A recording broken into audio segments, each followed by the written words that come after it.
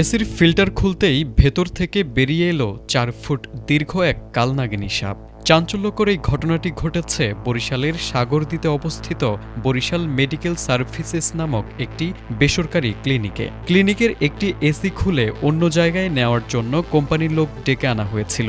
তারা কাজ শুরু করার পরপরই এসির ভেতরে সাপের উপস্থিতি টের পান। আর হঠাৎ এ ঘটনায় ক্লিনিক জুড়ে আতঙ্ক ছড়িয়ে পড়ে।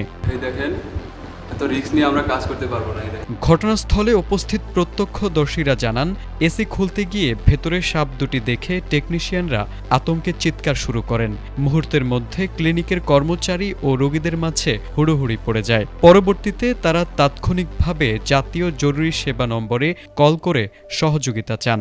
সেখান থেকে বন্যপ্রাণী উদ্ধারকারী সংগঠন এনিমেল লাভার্স অব পটুয়াখালীর পরিচালকের নম্বর দেয়া হয়। খবর পেয়ে সংগঠনের উদ্ধারকারীরা দ্রুত ঘটনাস্থলে ছুটে আসেন।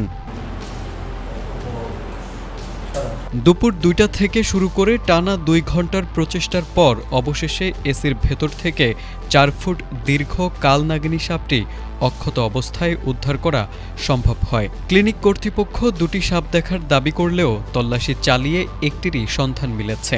উদ্ধারকারীরা জানান, সাপটি প্রাপ্তবয়স্ক এবং এটি মানুষের জন্য ক্ষতিকর বা বিষধর নয়।